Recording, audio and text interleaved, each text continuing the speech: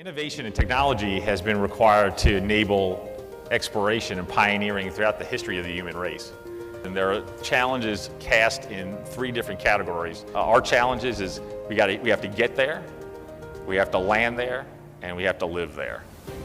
There's a large logistical challenge in staging the systems we need in orbit that makes sense, and then getting those systems to where we're going, Mars, and then crew transport, and all the logistics that goes around that. And so you'll see in situ resource utilization, or living off the land, we can get a huge benefit and a large gear ratio with respect to architectures and affordability and reliability if we can do as much living off the land as we can do.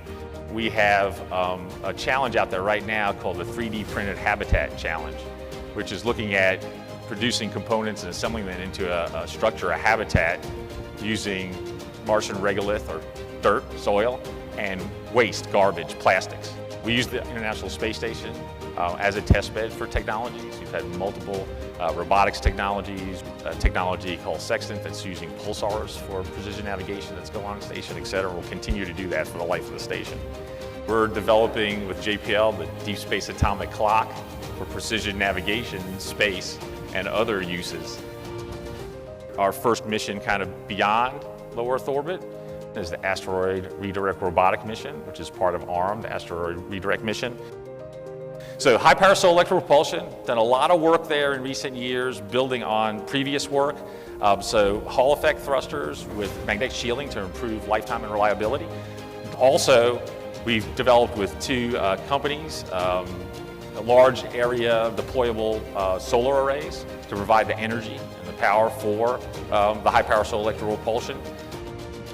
Lots of work in interest in landing technology. So MSL Curiosity landed about 1 metric ton to the surface of Mars. But we're at the limit of what we can do with that architecture. 1 metric ton is it. It doesn't scale higher. And if you look at the architectures that we're looking at for human exploration, we could be talking about 23 metric tons of the surface, 28, or even up to 40, and that's driven by the ascent vehicle, the vehicle to get crew off the surface. And so we're looking at a suite of technologies, supersonic vertical propulsion, and also advanced chutes and inflatables. Looking at inflatables and deployables for hypersonic aerodynamic deceleration, HIAD and ADEPT. We developed a woven thermal protection system, Ames did. We have a very robust small spacecraft technology program, and we have 4 missions coming up, going to demonstrate some really interesting technologies in the next 6 to 9 months. And then we had our second flight of both the inflatable decelerator and the parachute, maybe something for a Mars sample return type ascent vehicle.